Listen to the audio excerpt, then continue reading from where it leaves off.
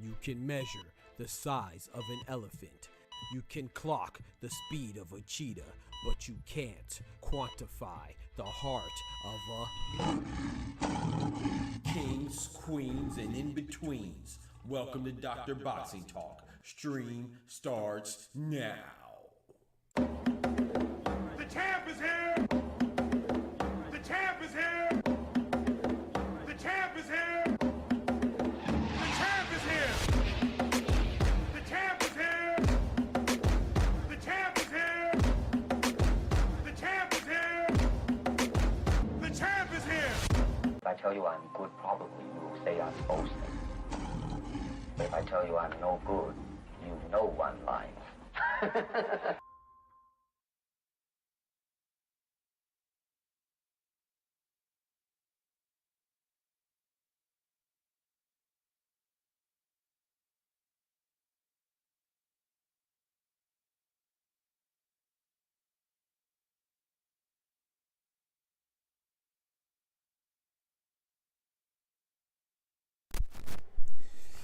Yo. Excuse me. What's good, man? Y'all know what time it is. The doctor's in the house. Excuse me. He said, you know who be watching the videos, you're good already. No diddy.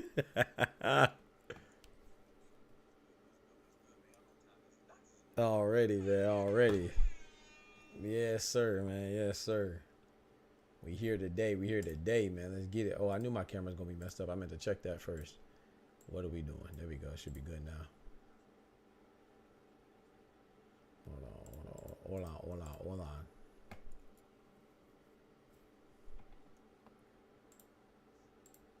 Yeah, we good now. We good. Yes, sir, man. Yes, sir. Yes, man. You know what I'm saying? We gotta do our roll call. You know what I'm talking about. We got my boy Dub in the building. Yes, sir, man. Yes, sir. Hey, but check this out. You know, before we get started, we gotta say our prayer first. You know, but we got some things to talk about today, man. We got some things to talk about today's. I know it's not really big for American boxing. You know what I'm saying? Typical American ain't gonna be too excited for the news today. But, you know, we like boxing all over the place, not just in America. You know, we like boxing everywhere. You know what I'm saying? Everywhere. So, yeah, let's get to it, Lord. Thank you, Lord, for this wonderful night. Thank you, Lord, for letting us get through the day of this Tuesday. Those of us in different time zones, Lord, thank you for this afternoon. Thank you for this morning. Thank you for this late night. Thank you for this evening.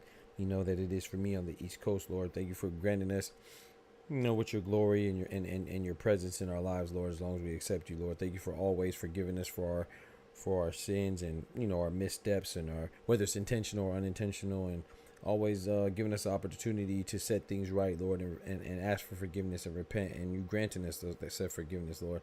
Please continue to touch our minds, touch our spirits, touch our senses, our eyesight, our words, because words are very powerful. Please, Lord, touch our tongues. Please, and keep us faithful to your word, Lord, and just lead us in the right place, put us in the right position for us to not only succeed and achieve our goals and dreams, but most importantly, achieve our purpose. And our purpose can always be achieved as long as our purpose is serving you, Lord. And please continue to just, like I said, lead us in the right direction, Lord, and steer us along the right path. Even when we don't understand, give us the strength and the courage to keep going and walking by faith, because faith is belief in what is not seen, heard, or felt, Lord. And but the great thing is, if we do pray and we do try to talk to you, then we will feel your presence in our lives, Lord, metaphorically, figuratively, and literally. In Jesus' name, thank you, Lord. Amen. Amen, man. Amen. So today I was washing my dogs. I gave my dogs a bath today, and they all fresh and clean. You know what I'm talking about? You know what I'm saying? So they good, man. I want to say too, man, Jake Paul is reportedly countersuing Eddie Hearn for freedom of speech in regards to him accusing Eddie Hearn of paying the judge. So there's a whole lot of litigation going on in boxing right now. Frank Warren just came out of litigation himself, as regards to him and Anthony Yard. And he's no longer with Queensberry. And speaking of Frank Warren, perfect segue into something I want to talk about. We got Frank Warren with Queensberry, and one of his fighters is, of course, Fabio Wardley. And Fabio Wardley and Frazier Clark had that battle, that rematch battle that ended rather quickly. And, Fabio Wardley is apparently, according to Frank Warren, looking for an opponent, right? And looking for an opponent to kind of match the momentum that he's on right now. So he's looking for a pretty notable opponent, well-known, you know what I'm saying, and amongst the boxing landscape. And according to Frank Warren, he's looking for a Big Baby match. Not Big Baby Miller, but Big Baby Anderson. Man, I'm not going to lie. I would like that fight, man. Fabio Wardley, this would be a nice step up for him. A pretty sizable step up for him. And then, Jared Anderson is an opportunity for him to fight somebody that's not too difficult or shouldn't be too difficult. No disrespect to him, but Fabio Wardley's not a top guy, right? So not currently. Not saying he doesn't have the potential to be. Not saying that's not his ceiling. But right now, as it currently sits, he's not a top guy. He's no Bacoli. He's no Zhang. He's no AJ. He's no Dubois. He's definitely no Usyk or Fury. You know what I'm saying? Or no Caballero. So I think this will be an opportunity for Jared Big Baby Anderson to bounce back. Anderson could gain the English fan base because, England loves their boxing and the heavyweight boxer right now. And according to England, our UK bruvs and sisters, they believe, those ladies and lads believe that they have the heavyweight division on lock. And it's hard to argue. But there's this guy named Usyk. And the way he's been dominating in England, you have to change the U in UK to Usyk. Not United Kingdom, Usyk Kingdom. But so it's hard to say that they have it on lock from a qualitative standpoint, bro. Definitely from a quantity, because a lot of the top heavyweights are indeed from England. You got guys from all the way from Chisora, who just beat Joe Joyce. Both of them from England. You got Dubois from England, Tyson Fury from England, Anthony Joshua from England. So they have a lot of hitters at heavyweight right now. And Fabio Wardley could be potentially one of them, along with what's my guy's name? Johnny Fisher, right? The Rumford Bull. So I think Fabio Wardley versus Jared Big Baby Anderson will be a good match. And if Jared Anderson could beat him, then I think some people, it's a good win. Some people will gain some confidence back into him. And if Fabio Wardley can beat him, then I think that makes a pretty big statement and solidifies his arrival on the scene, because beating Frazier Clark, let's be honest, Frazier Clark is decent. That was a great rematch, but Frazier Clark only had eight fights, so that wasn't like a big fight, so that I think that him beating Jared Big Baby Anderson and, the English and American rivalry there, that'll be rekindled right there. And then if he wins, that'll definitely be like his arrival on the scene. So I think that'd be a good matchup. There's a lot at stake for both fighters involved potentially, man. My guy Oscar in the building. What's good, brethren? What's up, family? Fabio the Jawbreaker Wardley versus Big Baby Anderson. That's fire, right? I'm telling you, that's fire. I said fire. Yes, That's a great fight, man. Shout out to you, Ray Davis. Shout out to Ray Davis and Claymore, ATP channel, man. Check him out. Shout out to my boy Ray Davis. I wish you were here this morning, man. I was talking about your channel, man. I was talking about your Claymore's channel and the conversation we were having yesterday. I ain't gonna lie. I was saying that people on there were wilding and looking to complain in regards to Tank and Roach with some of the things that they were saying.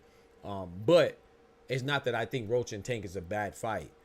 However, I mean, it's not that I don't think it's a bad fight. I do. I mean, I don't care for the fight either, but I look at it as a stay busy fight, and I feel like that's the kind of outlook we should have. Same with Shakur and Cordina, you know. But at least Roach is a champion. But yeah, I was talking about the show last night that y'all had, and I wasn't talking about the show. I was talking about people with a similar mindset. You know what I'm saying? I really was bigging up y'all show, man, because y'all I disagree with a lot of points that were made yesterday, but y'all always have a good show, man, and y'all have a good dialogue. So. Yes, sir. So shout out to Ray Davis, man. That's my guy. And Claymore Rain and ATP. And shout out to my boy Ty, too. I can't wait till he come to the stream. I need to get on his head top. But yeah, so now I want to transition to some of the meat and potatoes on the, you know, on the menu today. And that is before we get into Inoue and Riel Casimero, because I know some of y'all don't pay attention to the low waist, but that's who that is right there, the Filipino badman, Riel Casimero. That's who that is right there in that picture beside NAOYA INOUE. He has some crazy news. But first, before we get into that, man, I want to talk about Artur Beterbiev, right? Beterbiev is saying, he had, yo, my guy Mike in the building. What's good, brethren? Boss man Mike in the building, man. You ready for them games tomorrow, my brother? Ooh, game what's it, game 3? Ooh. Game 3 between the Liberty and the shoot, what the heck, and the Lynx, man. I don't know why I had a brain fart. So we'll see. You know, what's my girl's name? Lainey Hamilton. She went crazy. She did her thing. You know what I'm saying? And helped fuel Liberty to a game 2 win. So we'll see who's gonna step up on New York again, because Ionescu didn't have the best game. But you know, they did enough, and but Betninja, I always mess up her first name, Betninja. She definitely supplemented for the void that Sabrina Ionescu left, you know. And we'll see what Nafisa Collier and Caleb McBride and what's her name, man? Williams. I always call her Chrissy Williams. It's not Chrissy Williams. I don't know why I always want. Who the heck is Chrissy Williams? I always want to call her Chrissy Williams. Courtney Williams. Want to see what Courtney Williams, Nafisa Collier, and Caleb McBride could do too to answer back, to bounce back. They gonna need it. But yeah, so Artur Beterbiev, man, he has a lot of options right now. Of course, the immediate thought of us all is that he's gonna go back and rematch Bivol, you know, to put a exclamation point on that highly controversial win, you know. Some people even daring to call it a robbery. I don't think it was a robbery. Could have went either way. Beterbiev won. That was cool. You know, if Bivol would have won, that's cool. So, but a lot of people, because of that, are thinking that that's a natural next step in the process is to rematch Bivol. I'm not certain that automatically happens, man, because if they rematch, please believe Beterbiev will be 40. Now, it'll be only a couple months from him 39, but it's still going to be 40, you know. Because his birthday is in January, if I'm not mistaken. So he would be 40, and Beterbiev will still be 33, I believe, or going on 34. It's a 6-year age gap. Whether, you know, he's just turning 40, he's about to be 34 or whatever. Still a 6-year age gap. But, you know, I think that him having that rematch would be good, because it will further cement your legacy, especially if you can get a stoppage, get back on that knockout train. However, I for some reason, I don't think it happens immediately, man. I don't think it happens immediately. I do think that he fights Benavidez next. I know he could fight Joshua Buatsi, who's also in a mandatory position. I think, obviously, I don't want to slow my roll with Benavidez, because Benavidez is fighting Morel, but who is also in a mandatory position, Morel. But what I'm saying is, let me rephrase that. More accurately, I think Beterbiev will fight the winner of Morel and Benavidez, the David on David crime. I don't know who's going to win that, man. Like I said, right now, off the rip, I'm leaning towards Morel winning at 175. Before, I always had David Benavidez winning at 168, but at 175, I don't know why. I have a weird feeling that David Morel is just going to be acclimated to 175 more quickly. So, man, we'll see. We'll see how it goes, man. I just think that I think Beterbiev has a lot of options, man. And then, you know, a lot of people are saying Benavidez or maybe Joshua Buatsi, but what if he moves up? Because remember, he was teasing potentially fighting Jai Opetaia. What if he relinquished his claim to undisputed at 175 and moved up to cruiserweight? I wouldn't be mad at that. I wouldn't be mad at that because, you know, if you watched and paid attention to the build-up between Bivol and Beterbiev, when Bivol was asked, "Oh, did you ever imagine that you would be fighting Beterbiev as a pro and later on in your career when you were in the same camp as him for the amateurs, for the Russian team?" He was like, "No, you know, when I was younger, I didn't because I was at super middleweight then and he was at cruiserweight." You know what I'm saying? So maybe Beterbiev goes back to cruiserweight, you know, and fights Jai Opetaia. Would I be mad? I'm not gonna lie. I think I would probably be. I don't mind it. I won't be mad, but I would be a little disappointed because I'm not as intrigued in Beterbiev versus Opetaia as I am with him fighting the winner of Benavidez and Morel or potentially rematching Bivol. Jai Opetaia would be cool though too. Don't get me wrong. I'd be cool with that too. But I'd rather him fight even Buatsi. I'd be a little disappointed. No disrespect to Buatsi, man. I like Buatsi, but I don't think he's ready for Bivol or Beterbiev, and I think that'd be a slaughter. So I would like to see Beterbiev, especially considering that his longevity, his career longevity is kind of in question. I would kind of prefer him to fight Bivol or the winner of Benavidez and Burrell. But if he fought Buatsi, I'm not mad because Buatsi deserves a shot too. He's been in the position for a long time. If he fights a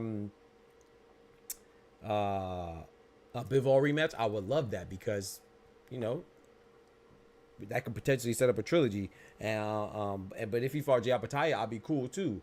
But yeah, I prefer him to fight Bivol. But don't hold your breath. He said, "Doc, who is this guy? If you want to know, then go check out the video, man. I made a couple videos on who Freddie Roach is. I mean, Freddie Roach, Lamont Roach. But I'm talking about something else right now, man. I'm not gonna switch what I'm talking about. Yeah, we got yeah, you can go check out some videos. I dropped videos on that as well. How we could get to there later on in the show, but we that's completely off topic. So Fabio Worthy and Artur Beterbiev, man. We talked about Fabio Worthy potentially fighting Jeremy Baby Anderson. That'd be a great fight. And we talked about Beterbiev and him potentially fighting David Benavidez, Joshua Buatsi moving up fighting Jai Opetaia or the Bivol rematch. I want to know what would everybody prefer? I think that the majority would want the rematch, you know, the Bivol rematch. And I think the second best fight for Beterbiev, as far as the public consensus goes, I think that they would want. I don't know, like. I think they would want the Benavidez or Morel winner, but I'm not sure if people would want that fight if Morel beats Benavidez. Like, I'm not sure how interested people will be in Beterbiev and Morel. I think people will be very interested in Beterbiev and Benavidez, but that's assuming he wins. But if Morel wins and beats Benavidez, I'm not certain how much people would be interested in Beterbiev versus Morel. But I don't know. I don't know. But let's put it in order. Those four guys: Benavidez, Beterbiev, Jai Opetaia, and Bivol rematch. I think the priority for the general public, for the majority of the general public, would be Bivol, Benavidez, Morel, Jai Opetaia, Morel, and then Buatsi. But for me, I would like Bivol number one. Then I would like Benavidez. And then Buatsi. Then Morel. Then last Jai Opetaia. I'm not really interested in him going to cruiserweight, to be honest. But I think some people would. Okay, so now the next topic, man. That's for that Beterbiev standpoint. Now I want to hit it right here, man. NAOYA INOUE foe. So the reason why I said NAOYA INOUE foe is because I know a lot of people aren't familiar with Riel Casimero. But I'm going to give you a brief rundown. Riel Casimero essentially is a guy that a lot of people believe NAOYA INOUE is avoiding. I don't necessarily believe that, but a lot of people think that. You know, Riel Casimero is from the Philippines. He's a decent fighter. You know, he has a handful of losses. I think 4 or 5. Literally, I think he has 5. You know, a literal handful of losses. But he's a pretty good guy, but he's getting older. He fought October 13th. He just fought on the same day as Takuma Inoue, right? And he won. He beat Saul Sanchez. He stopped him in the first round. Devastating, right? I mean, real quick, right? However, he came in 1.25 pounds overweight. Let me look that up, actually. Make sure I'm not lying. I believe it was 1.25 pounds overweight. Let me see. Yeah. So he was supposed to fight at 122. He came in at 123.25. So he came in a pound and a quarter over the weight limit at 122. You know, Japan does not play. Japan does not play at all when it comes to coming in overweight, man. And that's why, and I like that, you know, because they respect the sport. And guess what?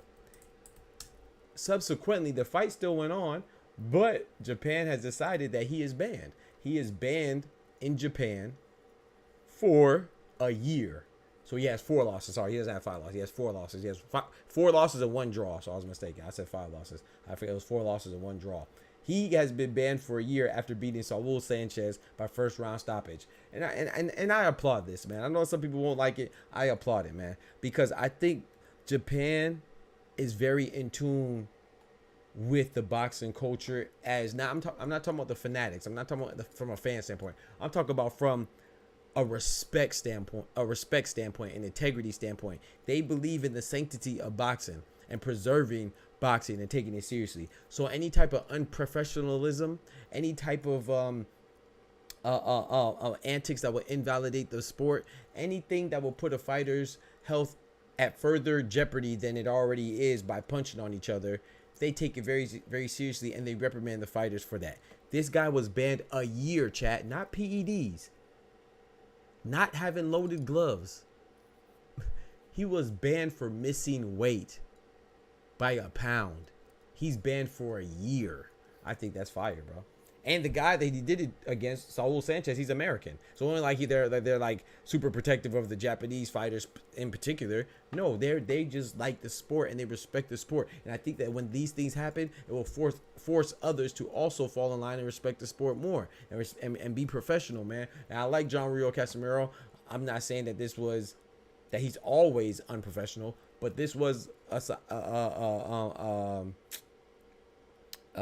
act of unprofessionalism, man. I think they should be treated accordingly. And I'm not gonna lie, that does seem harsh because, you know, on stateside and in America, you know, we gave people a year ban for having PEDs and missing weight. This guy just missed weight, man, and they banned him for a year. If you remember Louis Neary, he was a persona non grata, you know what I'm saying? And hopefully I pronounced that right. Persona non grata or non grata, I can't remember. I think it's non grata. But meaning that he was unwelcome there.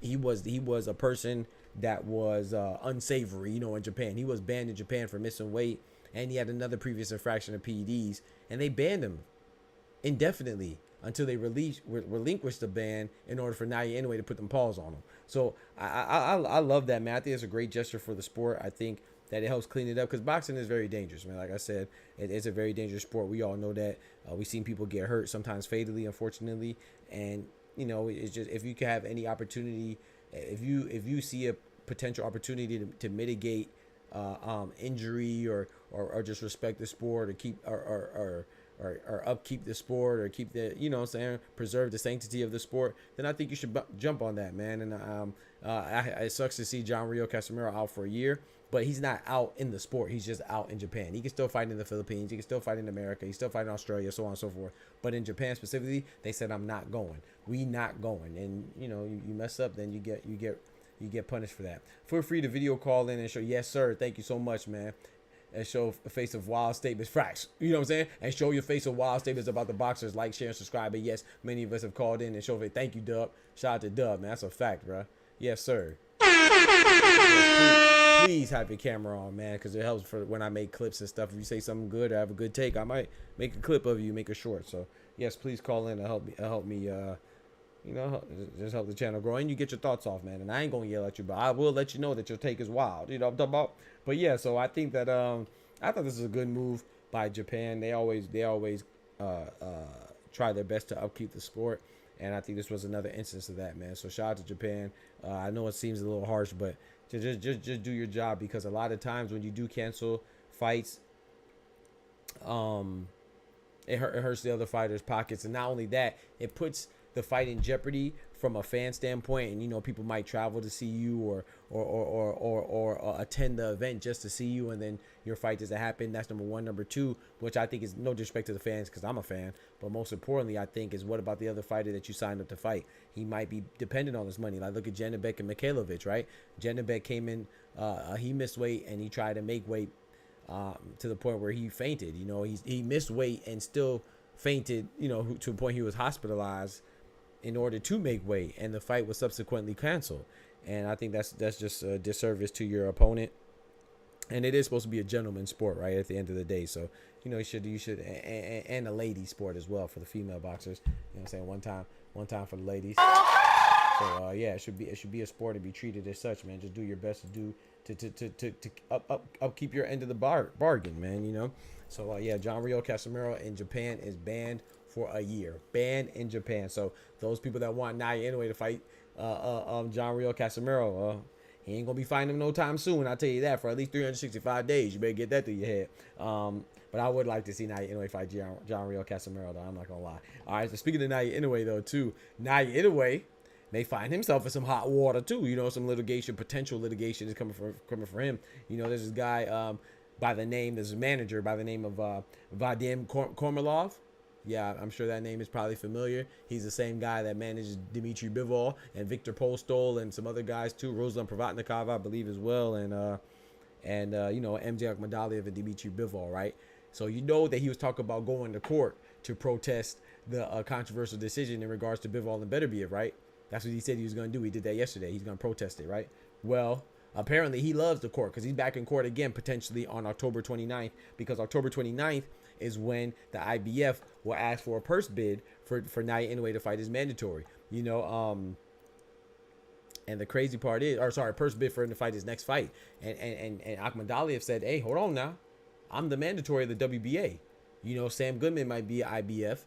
You know, sanctioning body might be number one IBF, but I'm the WBA, and y'all skipping the order of the mandatories, homeboy. You know what I'm saying? Y'all done skipped me already. You know, I was supposed to fight you 2 fights ago. We let you slide. You know, by giving me some step aside money, and because the agreement was that you'll fight was it Louis Neary, I believe, yeah, and then you go fight, you did your thing with TJ Dohinky, you know, TJ Dohinky, let me stop. But now you pressing your luck. You talk about you fighting Sam Goodman. Nah, player. You know what I'm saying? That's BS. That is straight BS, cousin. Bullshit! Bullshit! Bullshit, bullshit, bullshit, bullshit. So they're saying that, hey man, either you vacate the WBA, which will no longer make you eligible to be undisputed, or you fight us.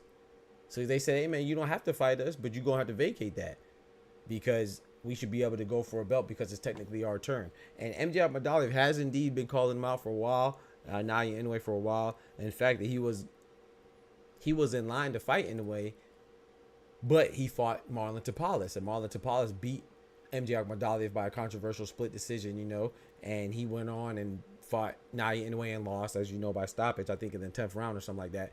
But MJ Akhmadaliev, you know, after losing by split decision to Marlon Tapales, he bounced back and fought. I remember he fought Kevin Gonzalez to beat an undefeated fighter like Kevin Gonzalez. That was a good win. And I think he has one more fight since then, or was it only Kevin Gonzalez? And I think it was one more fight since then, and now he wants to fight INOUE, you know, and rightfully so. He deserves that. I don't know if he beats INOUE, but the point is that he deserves that opportunity. And hey man, I like this when you utilize the tools that are in place and the system that's in place that to benefit you. I don't have a problem with it, man. So Kormilov ain't playing. He said, hey man, the October 29th rolls by, and if NAOYA INOUE is not stripped of the WBA title, please believe we will be taking you to court to fight, to motion for you to fight your mandatory in MJ Akhmadaliev. So this is interesting, man. Savage in the building. What's good? Said, see that troll disappear. Oh, that was a troll. Yeah, I don't even know, man. I don't be paying attention to him, man.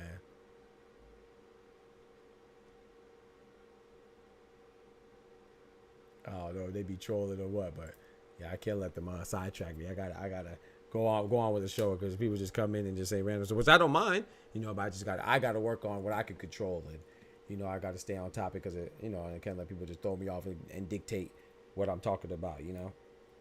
I like to talk about boxing. People have me out here sound like I'm just talking about Tank or a certain fighter all day.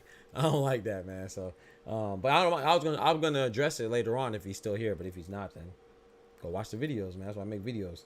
But yeah, so I think that with NAOYA INOUE, I think this is interesting. I personally always said that, you know, hold on real quick.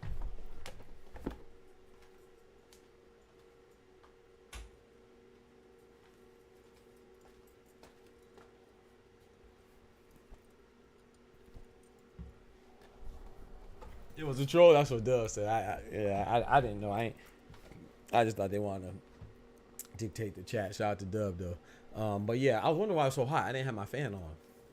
But yeah, I got all these lights on, no fan. I had to turn my fan on. But yeah, I think that I like this because, like I said, MJ Akhmadaliev is one of the reasons why I'm not hard pressed for NAOYA INOUE to move up to 126 or go down to 118. I think that he has some people you can fight at bantamweight still. I mean, super bantamweight at 122 still. And I think that MJ Akhmadaliev is the main one for me. That's why I want him to see him fight. I think he beats him, but I think that's a good fight. I think he can still fight Riel Casimero, but it won't be for another year now because he's banned. Well, unless Inoue doesn't fight him in Japan, which I don't think he would fight him elsewhere besides Japan. Riel Casimero and Elijah Pierce, and then also Sam Goodman, who he should be fighting December 24th. But like I said, that fight is seemingly in jeopardy. He could be fighting MJ Akhmadaliev, but I feel like I'm not sure how much Inoue cares about maintaining undisputed at 122. So I could see him being like, "Oh, you want me to fight you? Oh, well, you can take the belt. You know, I'll vacate it." I'm not gonna lie. If he does that though, people might look at that as you know, him ducking.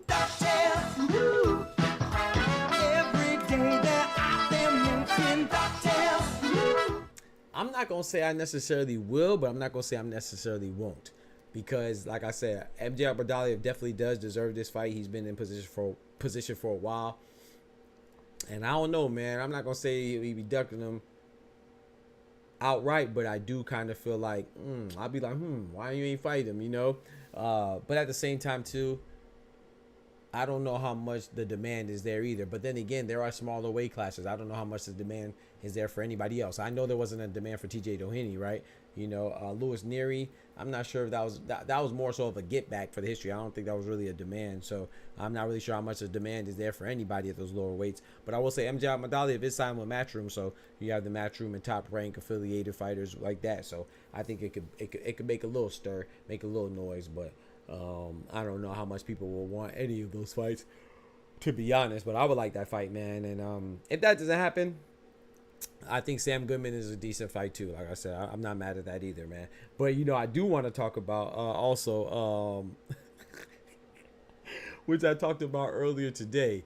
You know, in the morning show. I think that you know, with the Tank and Roach thing, like the guy Joseph was asking about, I don't think it's an issue. I just see it as a stay busy fight, pivot fight. But I see a lot of people throwing out this misinformation in regards to De Los Santos and people that he could have fought. Same thing that they do with Shakur Stevenson with him fighting Joe Cordina. Like I said, I'm not here to defend it, but I'm going to talk about it, say my piece. And my piece is that I see these guys fighting stay busy fights. Just like when NAOYA INOUE fighting TJ Doheny. I just think that people like to highlight whatever they want to highlight. And usually when they highlight things, it's about the negative. I think that Tank fighting Roach is not a fight that I wanted. It's not a fight that I desired. But I'm cool with it because I'd rather see Tank fighting Roach or Shakur fighting Cordina than them being completely inactive and not fighting at all. Just like I would rather see NAOYA INOUE fight TJ Doheny or a similar caliber guy than not be active at all. So I'm cool with that fight, man. I don't think it's that big of an issue. I just think people just like to complain, in my opinion, man. And it's hard to tell what's a legitimate complaint. Well, actually, it's pretty easy to tell what's a legitimate complaint. Because when people say things like, you know, Lamont Roach, who's a champion, is the same as Shakur. It is actually, sorry, they didn't say it's the same. I don't mind people say it's the same, but they say it's worse than Shakur fighting Cordina. Like I said, both of them are similar because they're alternatives. So I don't think either one of them are great fights. But it can't be worse because Lamont Roach is a current champion. Cordina's not. Cordina's coming off a loss. Roach is coming off of a win.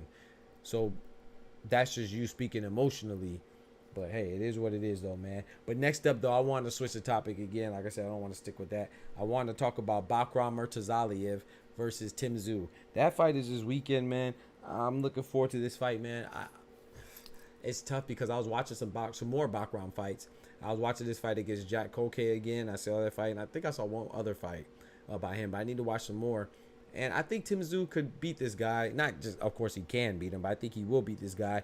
I don't know if he's going to beat him handily, but I think he most definitely will beat this guy. But at the same time, I think people are overlooking Bakram because Bakram is not too known, and I think a lot of his fights are in I know Jack Koke was in Germany. I don't know if a lot of his fights are in Germany, but he has a lot of fights that I don't even think Jack Koke was televised in America, to be honest. Yeah, I think I'm not sure, but I know I watched it on the tube on YouTube, and it's still there now.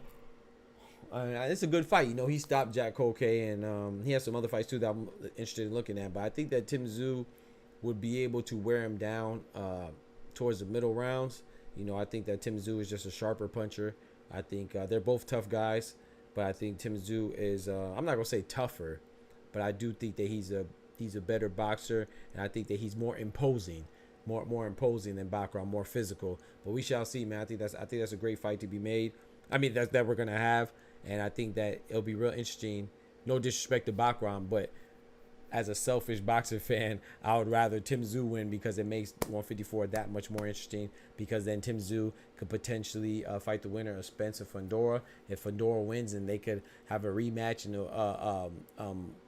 for that fight that ended with Fundora winning due to I'm not gonna say due to a cut, but primarily the cut definitely impaired and handicapped my boy Tim Tszyu. So that would be nice for him to get a rematch. And then, you know, now instead of being for 2 belts, the WBO and WBC, it'll be for 3 belts, WBO, WBC, and then Tim Tszyu's newly crowned IBF. But if Baccarat wins, that's good too, because what? Tim Tszyu has Australia behind him, has a whole country behind him. He's pretty well known. He's affiliated with PBC. He signed to PBC. So then this will be Baccarat Murtazali's opportunity to get to enhance his brand, right, and be more popular and extend his reach. So then I think that this will bode well for both guys. You know, it'll be a nice bounce back for Tim Tszyu, and it'll be a nice plant your flag moment and welcoming moment on the big stage for Baccarat Murtazali, and for him to say, hey, I'm here. You know, so I think that this fight is good this weekend, man, and I'm looking forward to it, man. But I do have Tim Tszyu.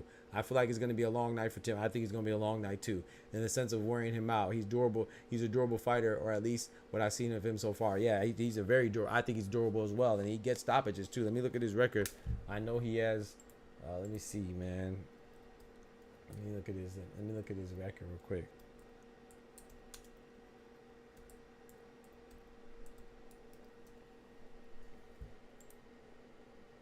Let's see. He has 22 wins. I was gonna say 16 wins, but he has 16 KOs. 22 wins, 16 KOs. So that's a pretty good ratio, 72% ratio. Like I say, he's coming off of a knockout win over Jack Koke, which is pretty good. But everybody else besides that is pretty, you know, it's all right. They're decent competition, but nobody that jumps out at the pace. Like, I know Chiari Gray, because he's a guy that fights quite a bit. He's a pretty he's a decent fighter, serviceable guy. He's definitely not the best, but he'll give you a good fight. Kind of like a gatekeeper type. He kind of let you know where you're at. He did beat Chiari Gray, yeah, I think that Baccarat is going to be a good fight, man. I think Baccarat versus Tim Tszyu is going to be a good fight. Like I said, I have Tim Tszyu, but he is a tough fighter, and I agree with Oscar that it's going to be a long. I think it's going to be a long night as well. I definitely think it's going to be a long night, but I think that long night will be Tim Tszyu will get a little bit of ease after winning, and I think that he will win. He'll be victorious after that long night and that long fight, man. I think so. So I'm looking forward to it, man. That's on the 19th. Yep. So I'm trying to think, yeah, man. 154. If he could become a champion again, and then, you know, even if he fights Terrence Crawford at WBA belt, Tim Tszyu and Terrence Crawford, or what if Jermell Charlo comes back and then he gets, you know, he's right in the mix because he's a champion at recess, you know, saying he was the last undisputed at 154, man. So man, I think that 154 is a great division. It's arguably one of the best divisions, and we'll see how it goes, bro. We'll see how it goes. But this weekend we have a lot of good things to look forward to, and then tomorrow, of course, we have the fight that was postponed due to the Hurricane Milton hitting directly at the Tampa area, which is Plant City. Plant City is in the Tampa area where Hurricane Milton went to. So the fight last week of Chris Colbert versus Omar Salcido was postponed till tomorrow. So now it's the 16th, you know, and I'm looking forward to that fight tomorrow as well. So we got some good things to look forward to, man.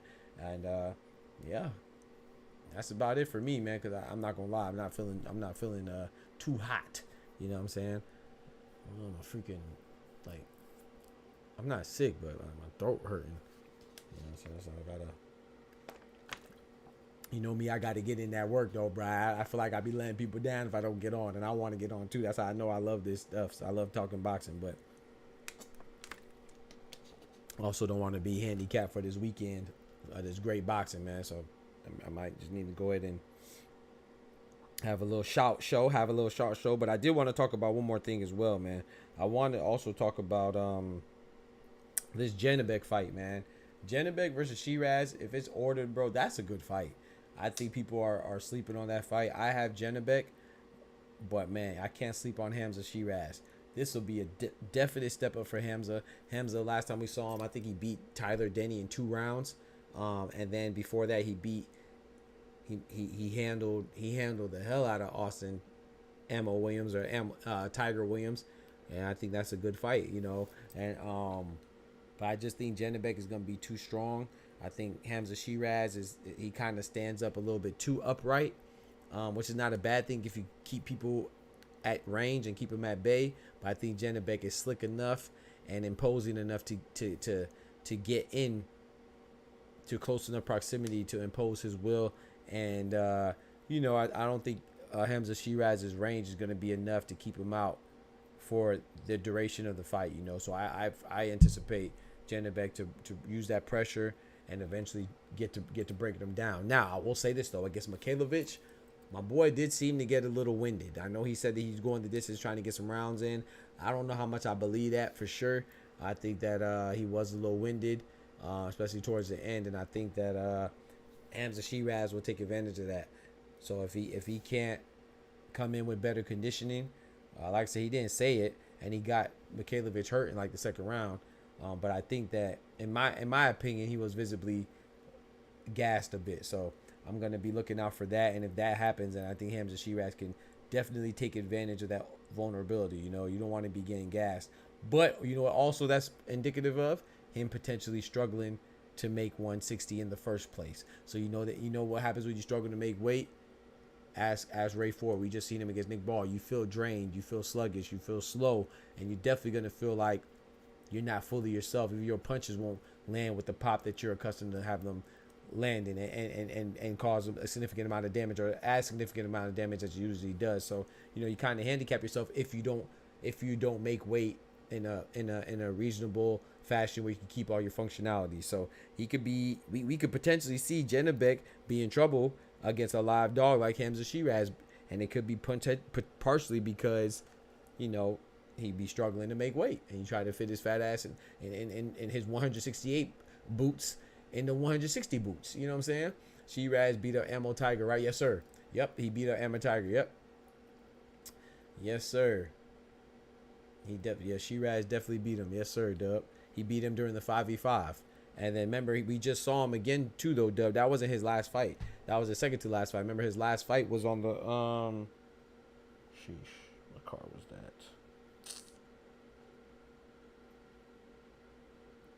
Was that on the Dubois Joshua card in Wembley?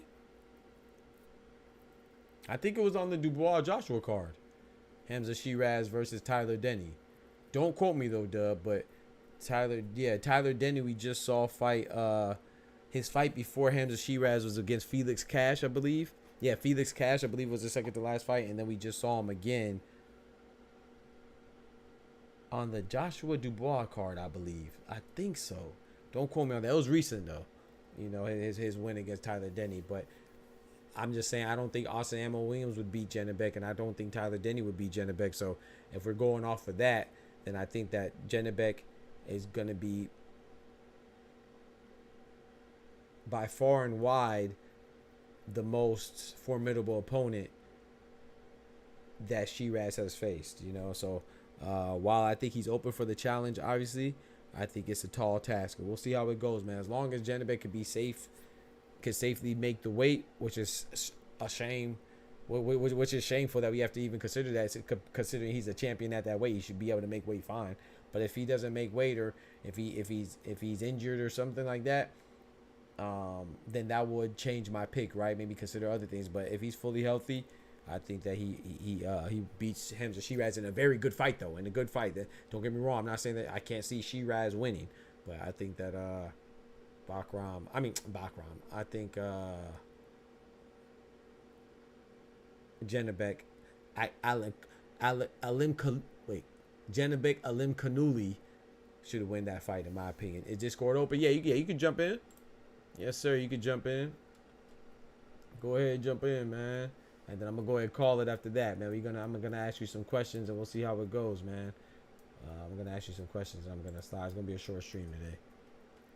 We gonna get like an hour 15. And if the quality of the stream is dropping, man, it's because the weather's tripping. But yeah, Discord's open, man.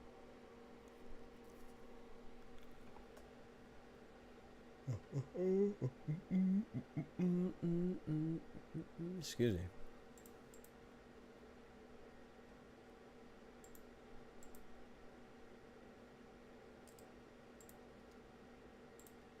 Get my boy Oscar in the building, man.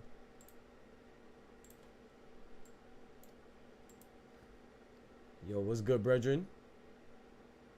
What's up? What's up? What's up? Nothing much, man. How you doing, man? I'm here. Appreciate you calling in, my guy. Yes, Yeah, sir, had to go live. Yes, sir, man. It's been a minute. Yes, sir, man. Yes, sir. How's the family? The family good? The youngest right good? now with my youngest one. It's getting cold up here, though. We're getting a cold front up here, so. Bro, and that's why I said I want to make sure that I'm straight, because we just gotta, you know, of course it's nothing like you're in Oklahoma, but it's getting a little chilly today too, and I was bathing my dog, so I want to make sure I go, you know, make sure I'm okay. You know, I was outside, I had him in the back of my truck and bathing him, so you know, it's getting a little chilly. The air is changing, so I don't want to get sick, bro. I rarely get sick. Out there and freeze. Yeah.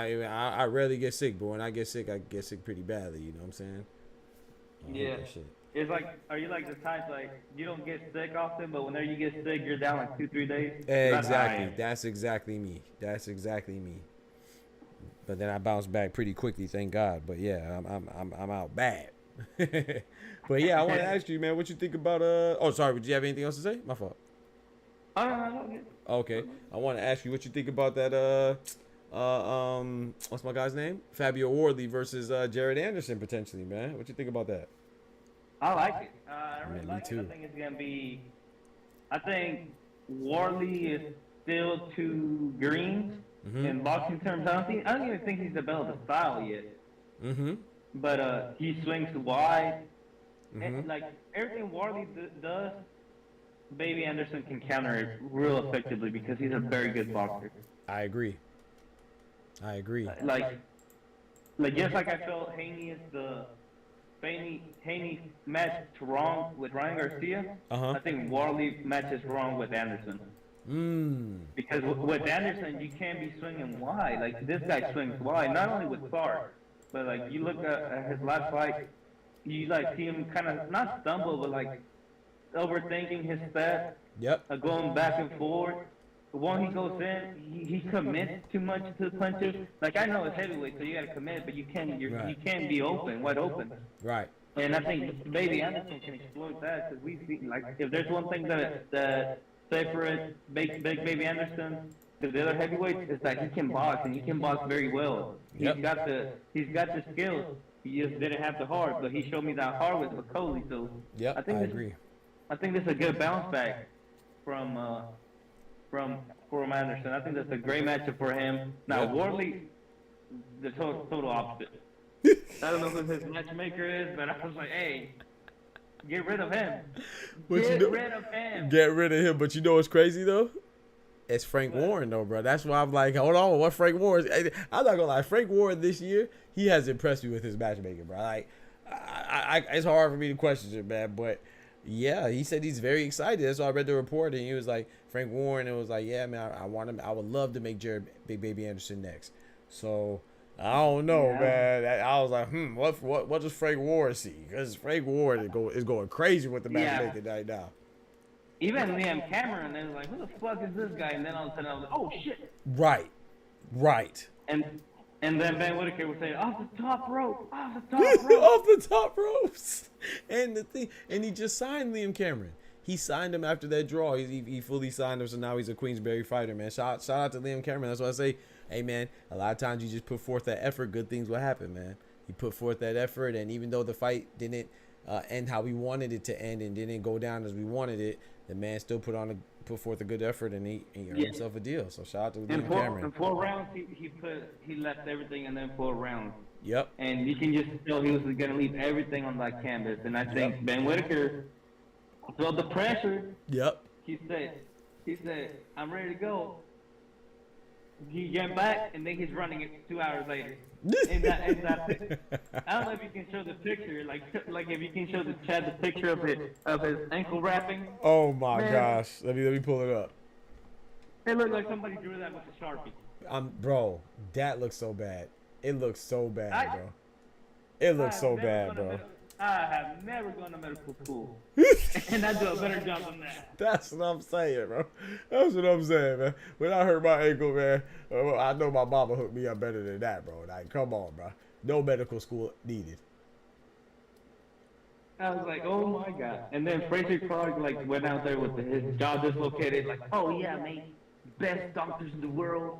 Yes. All this and that, and they really do. I mean, that Asian countries got the best. I think one of the best doctors in the world. Yep. Some of the best doctors in the world. Yep. But then Whitaker, like, come on, man. Like, who you trying to pull over here? There it is, right there on the screen, chat. Hey, You see that, chat? You see that? Bro, that looks crazy. No, bro, why'd you make me look at this again, bro? Nah, you wrong, Oscar. Ain't no way that's Ben Whitaker's leg, bro. Why'd you make me look at this again, bro? That looks so terrible, bro. I called it since I seen it. I was like, hey, wait a minute. What's he complaining about? His knees didn't really hit this. Oh my gosh, bro. Come on, bro. Come on. I'm trying to show my boy Ben Whitaker some love. But that taping is some bullshit! Yo, my guy Ty, man, on Demon Ty. Shout out to my boy Ty dropping that bread, that cheese, that butter. These biscuits.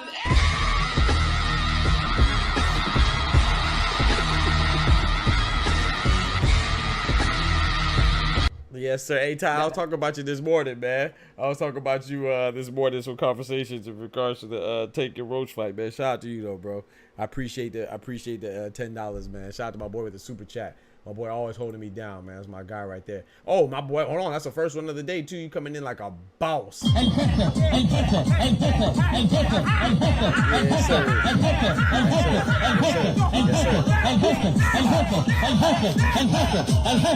Hey, you gotta be a good shaker. I ain't gonna lie, bro. Hey, I appreciate it, Ty. Shout out to you, bro. Yes, sir. But yeah, Oscar. I hate to be hard. Like I said, I hate to be hard on the athletes like that. But man, that just didn't look good, man. And my gut tells me that it wasn't real, man. Like he's fabricated. You know, it was just a way to get out, man. And I hate to think that because these guys are fighters and I respect them. But man, it just didn't look good. And I feel like a fool believing it. You know, it's one of those where like I even feel dumb to try to believe it. But I'm trying. He left in a wheelchair crying, and then he took off running after a bat. And I was like, yo, get the fuck out of here. You just didn't want to felt that heat. Right. He felt that heat, and he was like, I gotta go, man. I'm not ready for this. Exactly, bro. That's ridiculous, man. Running down somebody with with the Dollar General duct tape. Well, it wasn't duct tape, but you get what I'm saying. Oh my Lord, bro. Like, no, bro. Come on, bro. That's bad. You might as well not even tape that up. Like, come on, dog. I've never seen tape like that. Like, come on, bro. Come on. That looks like Teflon. You know what they plumbers Yes, man. Oh no. That's what it looks like. It looks like Teflon. I'm like, oh what my, is bro. That's crazy, bro. But speaking of guys doing questionable things and questionable antics, what do you think about Riel Casimero being banned for a year in Japan, bro, for missing weight, bro? Is that excessive or that's cool? No, that's cool, and I'm gonna tell you why. If it was the first case, then yeah, I agree, it was excessive. But Japan don't mess around, man. We all know this. Facts. Everybody knows this. If Facts. you follow boxing, like the one time you cannot miss weight, it's in Japan. Absolutely. Now, if you were like if you were somebody else, like you don't know how the rules work. But you see the lower weight divisions, that's Japan. You know, Yes, sir. That's Japan. Yep. And you go to fight to Japan, and we all know if there's one place you don't want to miss weight, it's Japan. So Absolutely. they don't mess around. I feel no remorse, man. We know how it is. We all know how it is. We can sit here like, oh, they're cracking down on him harder because this and that. Well, guess what? Louis Neer went through the same thing. Yep. Talk to him. Talk to him. No, I'm not. I'm like I've seen the channel that said, oh yeah, they just don't want the Inoue fight. I'm like, no. We all know how Japan is. Japan don't be fucking around. Japan is not the U.S. Nope. Thank you. That part right there. That part right there. It's not the U.S., bro. I'm not gonna lie, man. And that's the thing too. Yeah, you could say, oh, they're trying to protect it for Inoue. I'm just not buying that. Like everything you already articulated, man, is like, no, they have a history of doing this. This is not the first time that they punish people for things like this, you know. And Saul Sanchez, he's not even a Japanese fighter. He's an American fighter. So it's not like they're just protecting Japanese fighters or something like that. But I do get the part where, you know, I think people are going to reach. I understand what they're saying. Like, oh, they want to give a reason for Inoue to continue avoiding him if he can't fight in Japan. But I was like, no, bro. Like you said, I don't buy that, bro. Like they punish people for missing weight and doing things that are unprofessional and ruining the sanctity and integrity of the sport, man. And I'm gonna go one step further, Oscar. I wish every country would adopt Japan's strictness. I do, and how high in regard they hold their athletes and the sport. It's no nonsense, bro. No nonsense, bro. Benavidez would have been banned for life over there. I'm being for real, man. I'm being for real. Like they don't mess around over there. Facts. Like if it was another weight class, like a heavyweight, or not like a heavyweight, but like a cruiserweight, a 154, 168, I could kind of see it. But them lower weights, man, that's Japan. Like, and he fights in them lower weights, so it's not like he don't know. It's not like he's oblivious to this. Right. And like Dub said, 1 pound is like 3 pounds. That's a fact. He was 1 pound and a quarter off, bro. He was 1 pound and a quarter at 122. He came in at 123 and a quarter. Come on, bro. You might as well go to featherweight now, plus. but yeah, bro. Yeah, you're right. Those that's more significant, you know, because the weight discrepancy is smaller there, and I do feel like, hey, man, you just got it. Because I will say this, and the reason why I think it protects the fighters is because if I'm fighting you, Oscar, or you're fighting me, and we've been training, you know what I'm saying, had an 8-week camp, you know, 3 months camp, we know about the fight, and then it comes down to the weigh-in, and then I miss weight. Oscar's gonna take it because Oscar, like, hey, number one, he has his pride. Number two, most importantly, that's his job. He wants his money. And number three, he already dedicated so much time. So I'm not saying that he is going to take it definitively. And you should still be able to step back. But at the same time, that's a hard position to be in. You probably done flew all your family out. You know what I'm talking about? You flew all your family out, told all your people about it. You know, you done trained so much. It's like, that's time you can't get back, you know? So it's like, nah, let's just go ahead with the fight. So you put your opponent in a very compromised position. And they are also going to be disadvantaged because they made the weight and you didn't. So that means, you know what I'm saying? Yeah. So it's like, no, bro. Yes, a year. They should. They should make it a no contest as well. How you talking about? Yeah, no. And like I tell you what, like just because something feels good to do, it doesn't mean it's always right. You know what I mean? We're not cracking down on these things because, especially if it's a mega fight, because the promotion like is not gonna lose money. But in Japan, guess what? That's their whole thing. That's how their culture rolls. Their culture revolves around respect and that part. And perfecting. And they have a term for it. I just can't think about it right now. They have a term for like perfecting the craft. You know what I mean? Yep. So whenever you miss the weight over there, it means like you didn't put your time or effort to at least trying to perfect it. So why the fuck should they put up with it? Yeah, it's a lack of discipline, lack of professionalism, lack of discipline. It shows lack of respect, you know. And it's just like I said, missing weight. That's something that you can control. Weight is something you can control. You know, just get the extra miles in, go to the sauna, whatever you got to do, or move up. You know what I'm saying? Like that's something that you could directly control, bro. So yeah, I don't. I don't know. I don't know, man. So yeah, I'm all for it, man. I'm behind Japan 1,000%. And no disrespect to Riel Casimero, I would like to see him if Inoue fight, even though I have Inoue winning. But I don't see it as an injustice towards him, because it would not have happened if he didn't miss weight. If he would have made weight, he wouldn't have been punished right now. So I don't want to hear nothing about people setting him up or sabotaging or trying to protect Inoue. Make weight. Make weight, simple. You're right. Like I'm gonna say it again. The one place he cannot miss weight or do PEDs or get caught even thinking about doing PEDs is Japan. Facts. That's the one, and we all know this. Yep, we all know this, bruh. If you watch boxing, you know this. And it's like I think I told y'all this story before.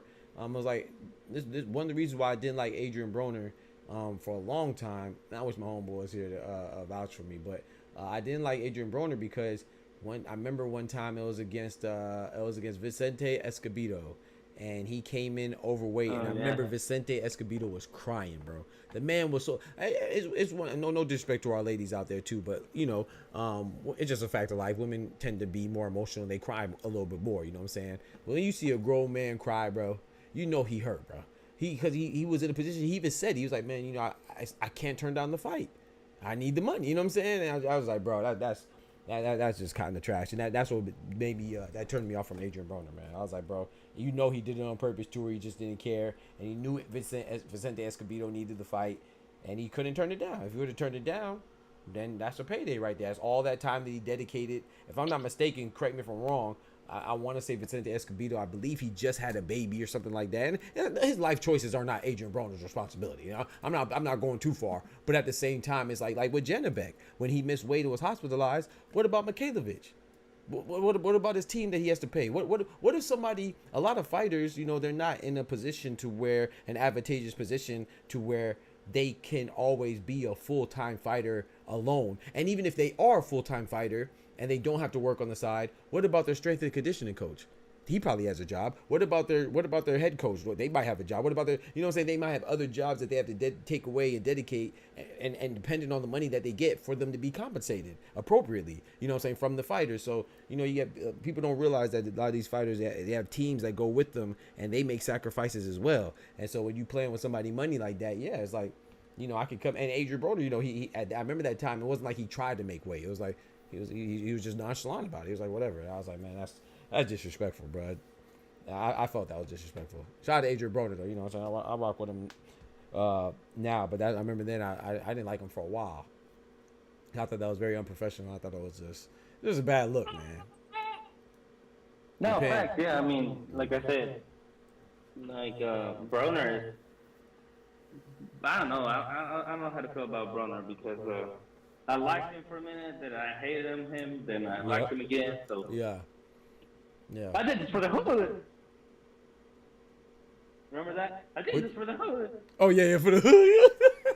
I did it for the hood. I hate that boy, man. I beat that boy. I beat that boy, bro. That's the thing. The reason why it's hard for me to stay disliking it, because like you just said, I did it for the hood. And he's funny, bro. The man is funny, bro. I ain't gonna lie. You make me laugh, bro. I'd be like, I can't dislike it too much. But at the same time, yeah, I never really cared for Adrian Broner, man. I didn't really care for him at all. I remember I actually met him in Vegas, and my homeboy, he was right in front of us. My homeboy was like, man, that's Adrian Broner, man. Let's go talk to him and get a little whatever. I was like, no, I'm not talking to him, sir. I said, bro, I can't. You know me, I can't fake it. My boy was like, quiet down. He right in front of us. I said, bro, I don't care. I said, I don't like him like that.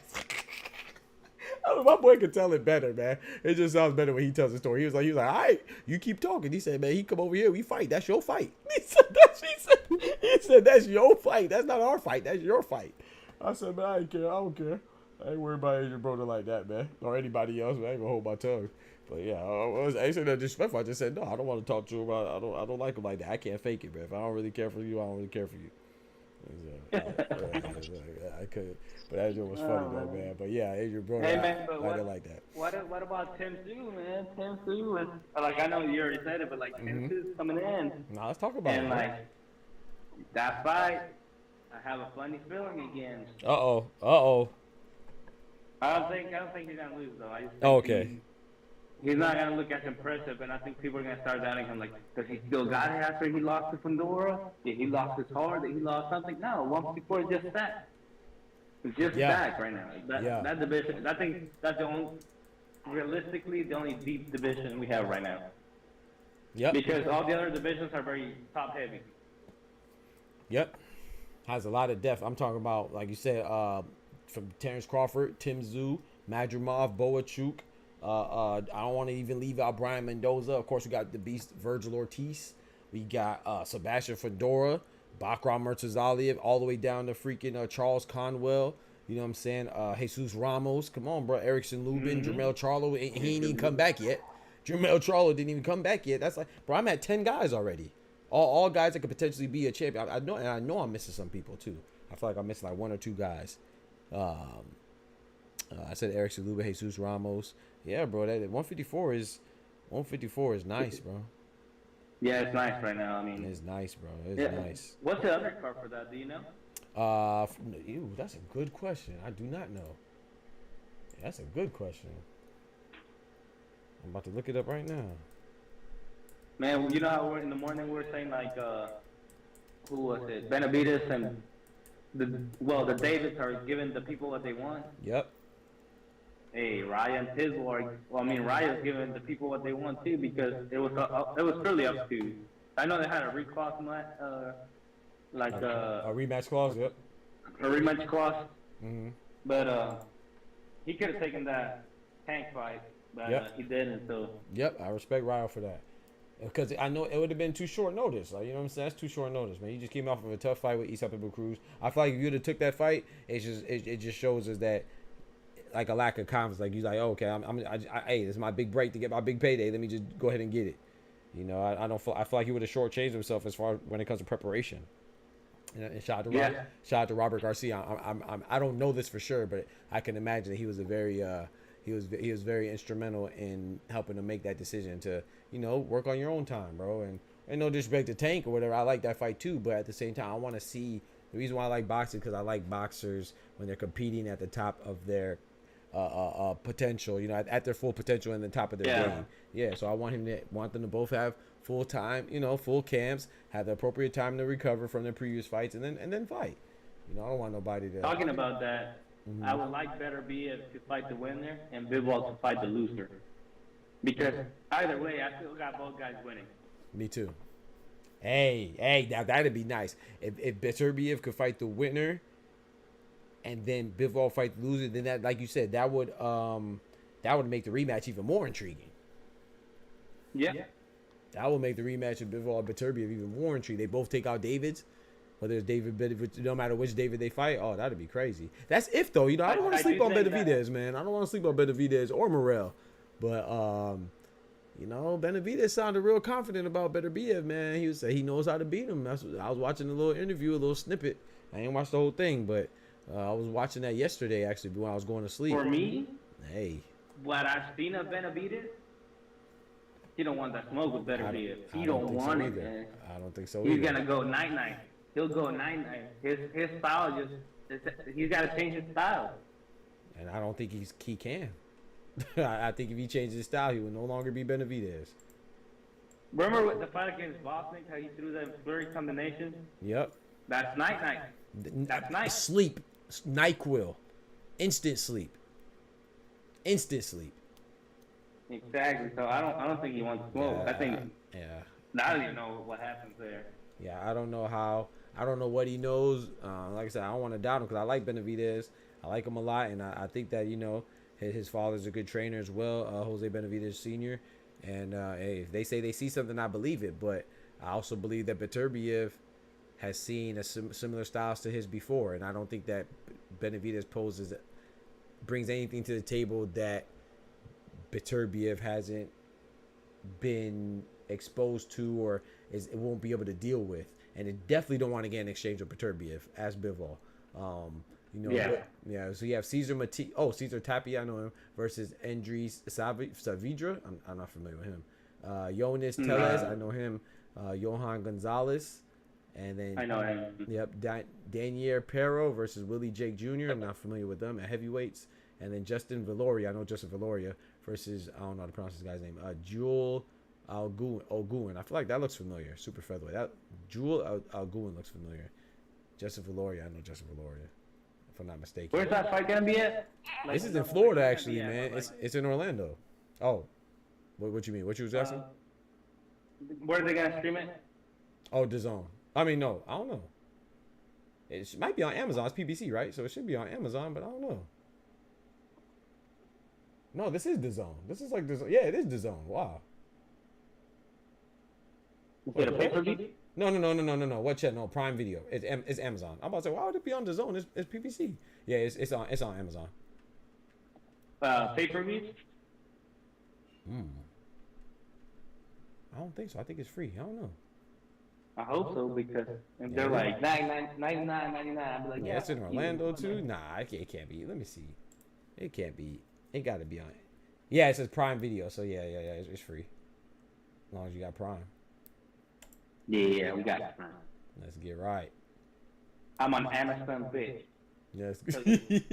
Live on Prime Video. Yeah, I got Prime. I get packages every other day. You feel me? You feel me? For the free ski. Well, not free, but it's included in the Prime. Yes, sir. Talk to him. You got to do what you got to do at that level. I think, yeah. Can't change now, unfortunately. Yeah, exactly, Dylan. I don't think he could change now. I agree. Like, I think Benavidez is who he is. And I don't think he should change. But I'm just saying, I think that Artur Beterbiev, I just think stylistically, that's not a good matchup for Benavidez. But like I said, I believe him. He's undefeated. You know what I'm saying? There's no reason not to believe him. I just also believe in Beterbiev as well. You can't throw filler punches versus Beterbiev. It has to be 70%. Yep, exactly. You got to put some stank on it. So if he beats Pitbull again, what does that do for him at 140? Yeah, that's the one. Okay, as you guys asked me. You said if Riel beats him again, I think that just solidifies his status as a champion. I think it always looks good when you dethrone a champion, and if it calls for a rematch or there's a rematch clause, you beat him again. That solidifies. I don't think it does anything as far as so. Me and Oscar, at least especially me, I think Oscar would agree. We weren't saying that he shouldn't fight Tank, not to fight him, but just the circumstances in which he was, because Tank wanted to fight this year. That would be too quick of a turnaround. I would like them to fight. Yeah. You know, if Tank wanted to fight next year, then that's good, because they both have enough time to get a full camp in. He have his recovery time, whatever, take a little break, whatever he has to do. But I just don't want to fight because of the turnaround time. It was too quick. But yeah, Riel going to winning at 140 just solidifies him as a, just solidifies his position as a champion. And then, hey, if Riel wins against Pitbull in the rematch, hey, Riel in the winner of Paro and Hitchens.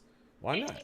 Unification. Well, it kind of clarifies his victory, because you know how people were like, some people had Pitbull winning with, I did, which is crazy. Some people did. Which is crazy, and I like Pitbull. You know me, I thought Pitbull was gonna win, but having Pitbull winning is wild. It wasn't close. It was competitive though. Don't get me wrong. It was a competitive fight, but nah, Pitbull definitely didn't win that. It was. I want to say it was close rounds, clear winner. Yes, yes, it was competitive. Yep, exactly. He said Jake Paul. Yeah, I already talked about that, Ty. Yep, he's countersuing Eddie Hearn for trying to limit his freedom of speech. Yep, I talked about that at the beginning. In a punch off with Artur Beterbiev and David Benavidez getting sat. David, yeah, I think David gets sat down too. Canelo gets sat down too. Yeah, I think, yeah, oh yeah. I don't even entertain that. I'm not entertaining that. Nah. Unless he says it happens. If it happens, then what? Hey, I'm Team Cinnamon over here, but I don't think he never really expressed that he wanted. You know what I'm saying? He never really expressed that he was interested in Beterbiev. He was like, if Bivol wins, we got a potential undisputed again rematch. But yeah, I don't think that. But you know me though, man. I don't think just because one guy, if you fight one guy at a weight division, means you have to clear out the entire weight division. So I don't see. I know people are going to say, "Oh, he's ducking Beterbiev," but I don't see it like that. Well, I don't even entertain it, because one has talked, or it's been rumored that he's going to go to cruiserweight. The other one's been rumored that he wants to go down to take 168. Yep. So. Yep. Yes, sir, man. All right, so I got another question for you, Oscar. Which one? The Pro Box? Oh, yeah, you know it. Yes, sir. Good Lord willing. Yes, sir. I want to ask you too, Oscar. So I asked you about Fabio Worthy. I asked you about Riel Casimero. I asked you about. Oh yeah, now speaking of Beterbiev, who would you want to see him fight? Remember, I told you right now is like assuming. No, not assuming anything. Who would you want Artur Beterbiev to fight next? If it was up to you, between the Bivol rematch, obviously, the winner of Benavidez or Riel, or Boatsy, Joshua Boatsy, he's a mandatory, or move up to cruiserweight to fight Yeah, exactly. Or fight Riel Casimero and move up to cruiserweight. So those are like his 4. Those aren't, of course, they're probably not the only options, but those are the 4 most likely. You know what I'm saying? Make the most sense. Which one would you prefer? Which one would you prefer they prioritize? I would prefer the winner between the David. Second, I would put Bivol. And last, I would put Riel Casimero. Dang, you ain't even gonna mention Boatsy, huh? Disrespectful. Man, that guy had him hurt. I agree, bro. I agree, bro. Punch, and he about fly off the stage. I agree, bro. I said the same thing, bro. I'm not even interested. I'm sorry to Joshua Boatsy. I like him, but I'm not even interested in that fight, bro. I'm not. Be honest with you, I'm not interested in him versus Bivol or Beterbiev. But if you're gonna fight one of them, it has to be Bivol because Bivol lost. So, but I don't think. I feel like it's slaughter by either one. Of course, it's gonna look worse because Beterbiev's gonna knock him out. Beterbiev gonna put him to sleep. But Bivol might. I think Bivol stops him too, but I think Bivol might be nice and just, you know what I'm saying, box his headpiece off. What you saying, like, on that fight that, hey, man, you can be tired tomorrow. Come on, put him out. You feel me? You can be tired tomorrow, bro. And then everyone was like, I just, like the commentator, I just think he don't want to make himself, he don't want to make it worse for himself on the later rounds. I'm like, well, if we put him out right now, he don't gonna make it worse for himself later. Exactly. That's what the commentators were saying. Come on, bro. That's why sometimes I do wish I could hear the fights, but then sometimes I'm glad because they be saying some nonsense. Man, I don't know. Them commentators. Yeah. Yeah. Ty said picking and choosing as his finance in regards. Oh, Canelo. I don't think that's picking and choosing, bro. I think like we can't. Okay, so let me not say we. I can't hold somebody accountable for fighting or ducking a guy that's in a different division, bro. Like, how can you duck some? Like, we be taking ducking way too far, dog. I'm not gonna lie, bro. He's ducking Beterbiev or picking and choosing.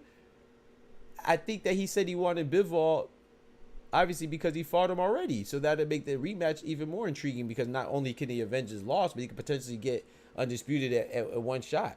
I don't think that he has to fight Beterbiev. It's like, okay, so do you call Roy Jones picking and choosing when he fought John Ruiz? And maybe you do. I don't really consider that picking. I feel like when you're moving up, especially like Roy Jones or something like that, if you're moving up, then I think you should pick and choose. You shouldn't go up there trying to clean the division unless you plan on campaigning at that way. And I don't think anybody ever thought Roy Jones would campaign at heavyweight. And I definitely don't think that anybody believes that Canelo would campaign at 175. I mean, I could be wrong. But like I said, I made this very clear. I think that Canelo at 168 is even, I think he's too small for 168. I think his proper weight is 160, in my opinion. Now, maybe he can't make it. I don't know. That's a whole other story. Maybe if he can't make it, then he's at his proper weight. But I think he's, I mean, when's the last time you see Canelo, forget being undersized? I mean, forget being, forget undersized. Have you ever seen him the same size as anybody at 168? I can't think of the last time I see them be a similar height. Maybe, of course, mass. You know, that's what matters the most. But I'm just saying, like, he's usually a smaller guy by all dimensions, even height and overall mass too. You know, I'm trying to think of when at 168. Let me look. I have to look it up, bro. I can't think of when I saw him at a similar size as a guy. Maybe Caleb Plant, maybe. No, I don't think so. But I could be wrong. Yeah, I don't know. Maybe Billy Joe? Billy Joe Saunders, maybe? Even then, I think Billy Joe Saunders much taller. Triple G, even like, yeah, Triple G might be the best one. I call that similar. Yeah. I mean, just on physique, you can't really tell him weight. Right, I'm not counting Jermell Charlo because that was everybody. That wasn't real. That was just that was hype, in my opinion. You remember the build-up for that fight? It was like he's gonna fight the best Jermell and the best version of Jermell we had ever seen in his life. And he probably was. He just didn't want to fight. Yeah, I didn't like that fight. I ain't like that fight. So, who's banned? Why is Casimero on the pick? Oh, because he's banned, Jose. I mean, that would make sense, right? I think you kind of answered your own question, right? You said, who's banned? Why is Casimero on the pick? Casimero's banned, bro. To give you a brief recap, you gotta go back and watch the show, but I'll give you a brief recap. John Riel Casimero just fought Saul Sanchez this weekend, and he got banned because he was overweight. You know, Japan don't play that shit. Japan will ban your ass with the quickness. So he came in overweight by a pound and some change against Saul Sanchez, and Japan banned him for a year. Canelo uses strategic out of the ring prowess. Yeah, I respect the move and commend him for beating a heavyweight, but John wasn't the man. Right, exactly. But why does he have to be? He's just going to get the championship. That's just seeing how far you can go. I'm not. Obviously, we all know John Ruiz wasn't the man. Of course not. He ain't move up and fight a Klitschko or Lennox Lewis or Van. Like, he moved up and fought John Ruiz. I don't think that's like Pacquiao, right? Did anybody expect Pacquiao to fight? I don't know. Like, to clear out 154 after he fought. I think him and Margarito may have been 152 catchweight or something like that. I don't quite remember, but still, no one expected him to fight everybody at 154 just because he fought Margarito there. You know what I'm saying? So I know that Pacquiao is different because that's a whole lot of weight classes that he jumped. But still, you know what I'm saying? I don't think that the expectation should be for a guy that's moving up to clear out every division that he's in. I never looked at it like that. Because that's assuming that first of all, everybody doesn't even want undisputed. So what's the point of clearing out division if you're not going for undisputed? I don't think you have to. I mean, obviously, Pacquiao, and speaking of Pacquiao never been undisputed. He's a great. There's different ways to be great. I don't think there's one way.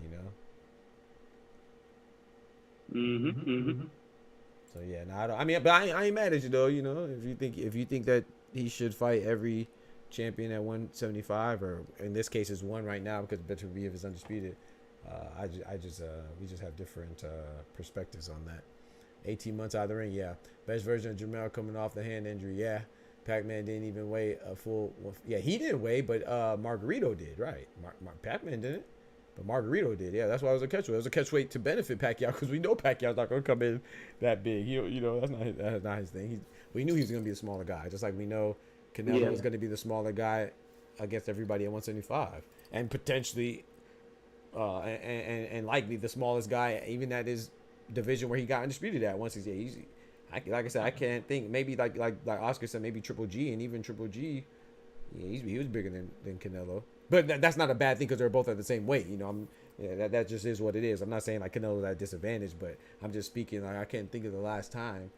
I think I would probably have to go down to 160 to remember a time when him and his opponent are similar size. My ass got out of the county for fighting in McDonald's drive. Oh Lord. Left foot, be safe, man. He said you must be in the 305. He in Miami with it. Started cussing at my girl. That was I don't blame you. I don't blame you for that. People be wild. I'm not mad at you for that. Oh man. Yes, sir. Hey, you got a winner for tomorrow, Colbert and Salcido? Be honest with you, man. I have to watch some more of Salcido, which I'm probably not going to do. So I'm going with Colbert. I'm going with the name tomorrow. What about you? I think I got Colbert. Yeah, I got Colbert as well. I think I've seen that guy. I don't even know if I've seen him fight before. I think so. His name sounds from Omar Salcido. I definitely feel like I've seen him. But I can't think of any fights off the top of my head. That's crazy. Dub was correct that he's really in Dade County. That's crazy. Hey, you gotta do better, bro. Now you bad. When the man just guessed where you were at by the county. He didn't say the state. He didn't say the region. He said the exact county. He said you gotta be in Miami, bro. He said you gotta be in 305. He said, yep, Dade County. That's crazy. Yeah, we gotta do better as a state, man. Florida, we gotta tighten up. People know us by our stories. They can place us by the stories and the ratchetness of the story. He said, that's brave, man. It's got guns. Yeah, very Miami activity. Yeah, that's brave. Now, I don't blame him, though, man. Sometimes, I'm glad you're okay. Thank God for that. But you can't. You got to check a bitch, man. Unfortunately.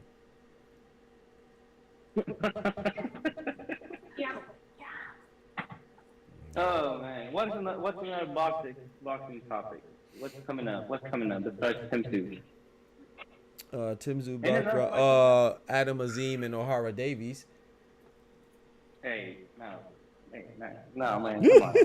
What's he gonna be complaining about? Right. What's he gonna be complaining about? The milk he drinks? Right. He said, Ty said, this man still on. He said, shout out my guy Ty. My guy Ty says, Margarito wasn't even allowed to rehydrate. I know we don't like him, but the stipulations for that fight was ridiculous. I mean, nah, it's not ridiculous. That's what you agreed to. I mean, you're fighting a smaller guy, so you can't expect. That's what you expect. There is going to be stipulations and rehydration clauses and stuff like that. I mean, that only makes sense, right? So it has nothing to do with liking or disliking Margarito. I mean, let's take it out of Pacquiao and Margarito. Let's go with Oscar. Of course, Oscar was going to have to fight him at 147. He couldn't expect Pacquiao to fight him at 160. It's Pacquiao. You know what I'm saying? So is that a stipulation? Are we going to blame Pacquiao for for Oscar De La Hoya coming in like that, looking like a Tales from the Crypt? That's on him. Don't accept the fight. Exactly. I was about to say the same thing. Yeah, you come on, man. We can't expect Pacquiao to go. Come on, he was doing great things, man. We gotta, you know. Yeah, just don't take the fight. Yeah, don't take the fight. You don't want to be at a disadvantage? All right. Don't take the fight. Right. Yeah, so I'm not going with that. It has nothing to do with me just like a margarita. I don't think that. I don't think you should stay at. The whole point of the conversation is I don't want to get lost. The whole point is that I don't think because you go to a weight class that you are responsible or obligated to clear out the division. That's how it all started. So the reason why I brought Margarito is to say that Pacquiao didn't stay at 154 or 150 or one. You know what I'm saying? Whatever it is, he didn't stay there and clear out everybody. Nor did Roy Jones. So why should Canelo have to stay at 175? Unless he said he wants a campaign there and he does that. But you know, he went up there in 2 instances: Kovalev and Bivol. You know, so he's never campaigned there. Now, I would get what you were saying if he went up there for Kovalev and he stayed there for the duration. You know what I'm saying? Or if he went up there against Bivol, lost and stayed there, but you know, he took his ass right back down. You know, same as Tank and you know, same as who else? That went up in weight recently and went back down. I can't think of somebody else, man. It was like one. Man, it was like 140. I can't remember who it was. 140? That went to 147?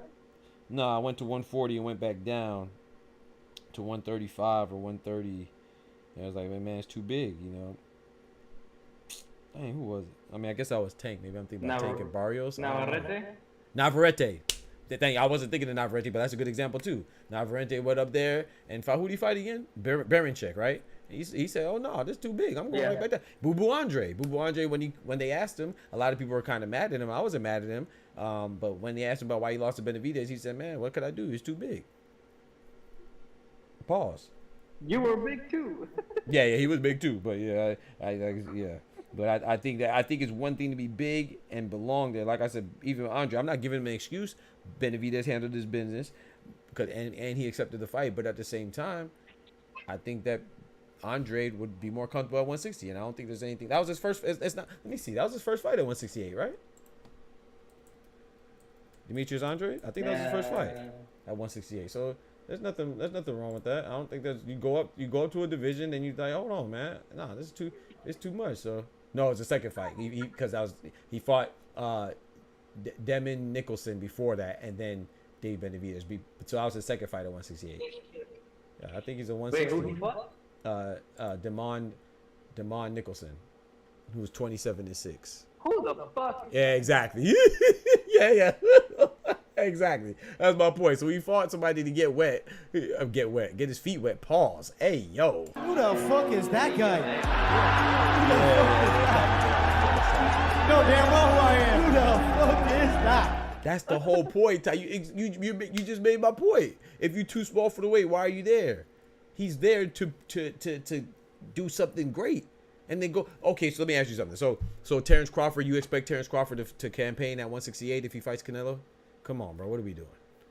All right, come on, bro. Stop it, bro. People do this all the time, man. People move up and try something. Look, what's the other guy? What's the guy that just fought Jamal Charlo? Jose Benavidez Jr. Yeah, does he have to stay at what they fight at 160?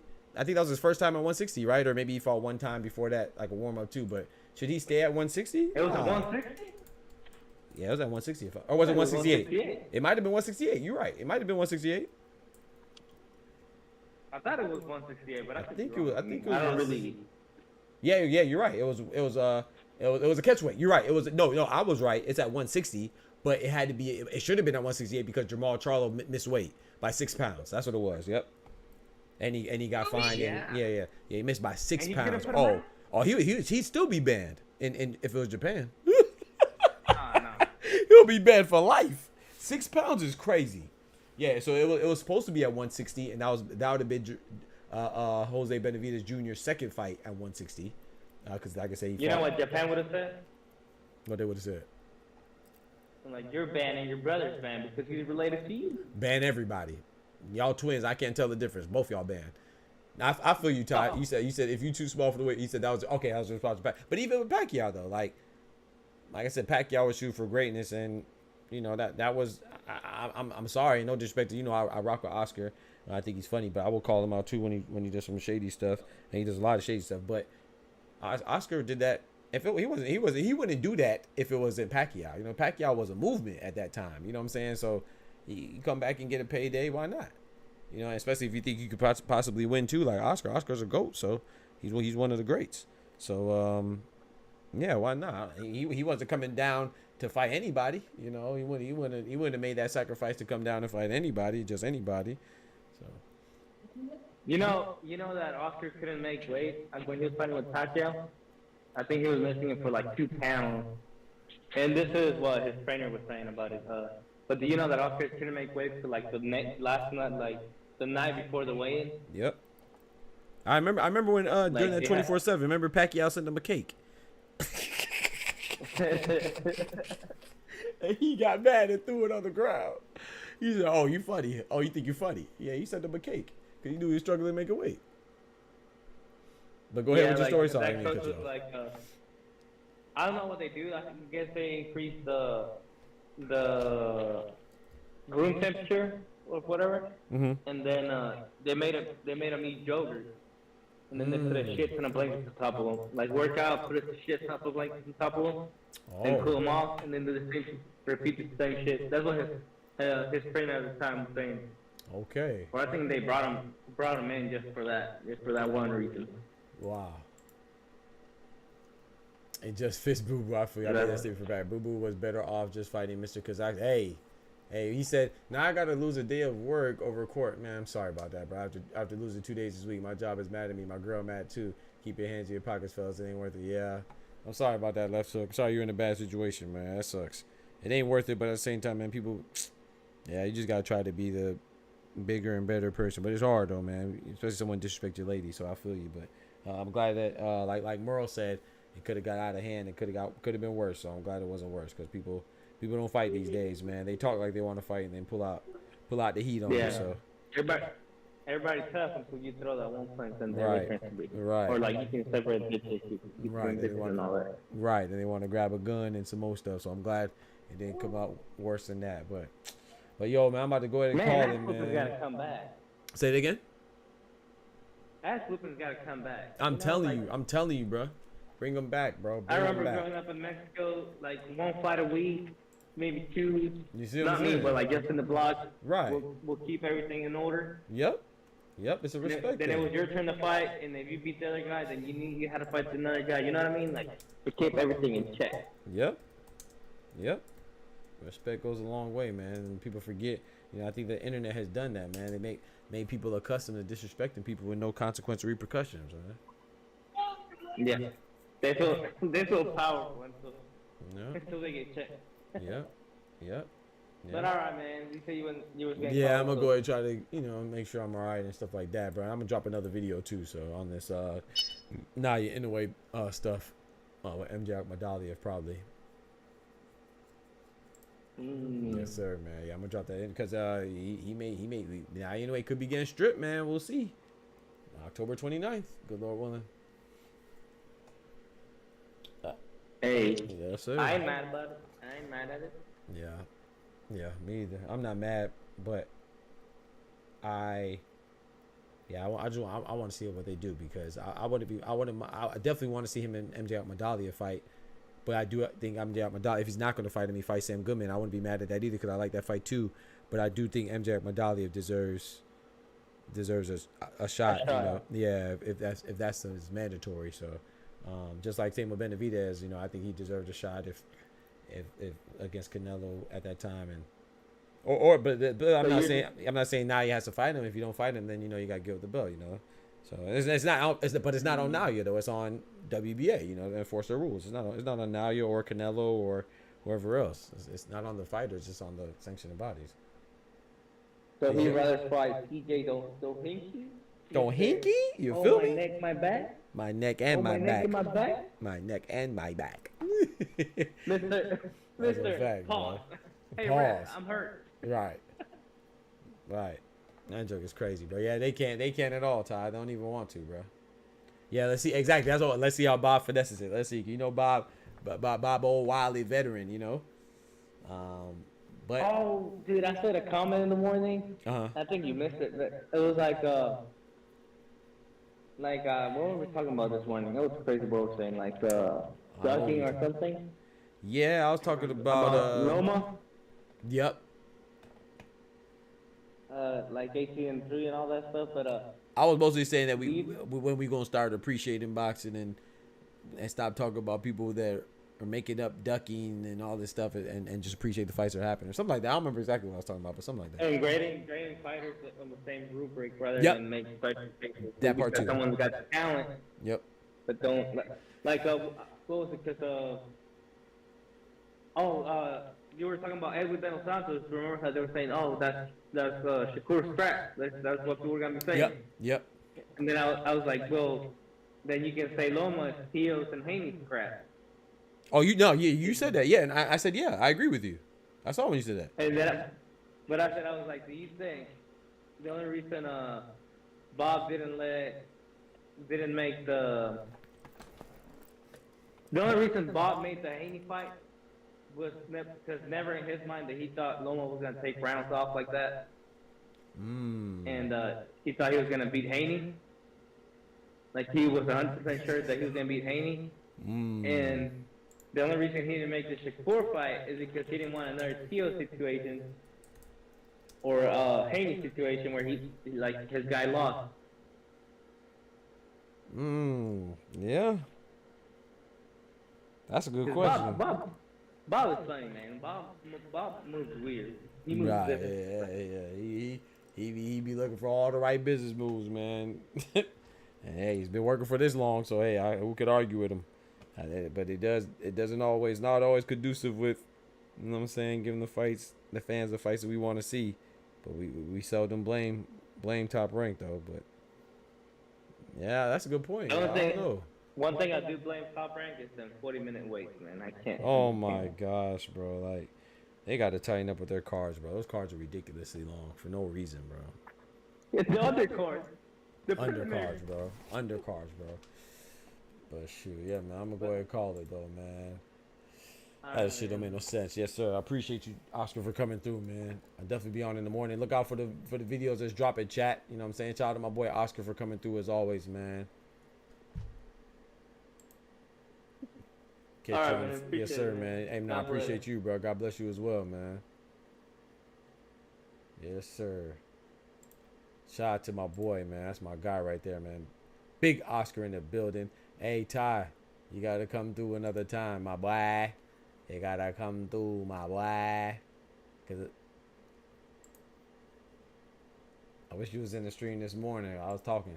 Meanwhile, EJ is going to reveal his trainer that he dropped a crit. Yeah, I'm looking forward to that. I can't wait because, hey, I like, you know, I like Errol Spence. He's one of my favorite fighters, but I like making videos on him too. They usually, you know, shout out to Errol Spence, man. But yeah, I'm about to go ahead and drop this video on this NAOYA INOUE stuff, MJ Ahmadallah stuff, and it's the same manager of Bivol too. So Bivol's manager is really active in the courtroom, you know, with his litigation. He's filing a protest on behalf of Bivol in regards to the controversial decision between Beterbiev and Bivol, especially targeting that judge, you know, that had the crazy score according to him. And then also he talked about going to court to force NAOYA INOUE to fight MJ Akmadali instead of Sam Goodman. That's going to happen October 29th. So I'm going to make that video, man. Y'all be on the lookout. Don't forget to like this video. You know what I'm saying? Like all the videos. If you're new to the channel, don't forget to subscribe. We go live Monday through Friday at 8 a.m. for the morning stream and 7 p.m. for the evening stream. And we go live daily, but Monday through Friday we do 2 shows and we drop videos periodically, man. So tighten up and be here. You know what I'm saying? Yo, shout out to my boy Clone with his third 333rd super chat, man. My boy says, call it this early, you moving like you 45. Got the undisputed so I can have you looking like AJ. Shout out to my boy dropping that bread, that cheese, that butter. These biscuits.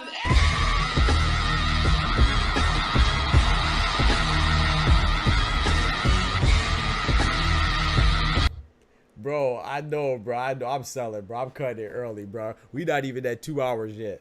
I'm selling, bro. But I gotta like I said, make sure that I'm straight and stuff like that too, man. And yes, sir. But I appreciate you, man. Dropping that big super chat, bro. Thank you so much, Chloe. Shout out to my boy Ty for the big super chat as well. Tweeted and deleted the pic of a man with his face covered as nasty. Hey, yo, wait, who did that? Hold on now. I just hate that he's doing it like how women show who their man is. Wait, no way he's doing that. No way EJ's doing that with his trainer, tweeting and deleting a pic of a man with his face covered. Yeah, that's crazy. I ain't gonna lie. That's too much attention. Now he's wilding. I ain't gonna lie. Now I'm thinking he may not be focused, bro. Doc tried to watch Tuesday UFC. Hey, I gotta go drop this video. You know, man, I gotta find a faster way to edit, bro. Because I be having a lot of videos on my mind. It just take me a long time to edit, because I like making videos funny, man. You know, I don't like to just get up there and just talk. I don't think it's boring if I just talk, but I like to throw the little edits in there, and you know, having the camera zoom in subtly and zoom out and pop out and certain like that. Don't takes a little while. I wish it was a faster. It's not hard to do. It's just time consuming, man. But yeah, man. Don't forget to like the video, man. I'm gonna go ahead and slide up out of here. Don't forget, you know, we'll be back on tomorrow in the morning, good Lord willing. And you know, we're gonna provide live boxing commentary for the pro box fight tomorrow of Chris Colbert versus Omar Salido. Tell all your homies, your aunties, your best friends, your old friends, your new friends, your girlfriends, your boyfriends, and everybody that you think likes boxing. Tell them about the channel so we could grow. You know what I'm saying? And the people who want to get into boxing, tell them, come on, man, we fan friendly over here, and we casual friendly. You know what I'm saying? We purist friendly. We just friendly. You feel me? You know what I'm talking about? But yeah, y'all be easy. Take care of yourselves. Remember, with God, we can do anything. Without God, we're nothing. The doctor's out. Peace. Shout out to my boy Clone. Shout out to my boy Ty for the super chat love. You know what I'm saying? And shout out to Oscar coming through in the Discord. From the hood to college, both worlds they had to meet. 6 degrees between us, so cold we're about to freeze. But we're Florida boys, hot takes, we bring the heat. We're moving the culture, the engineers to the streets.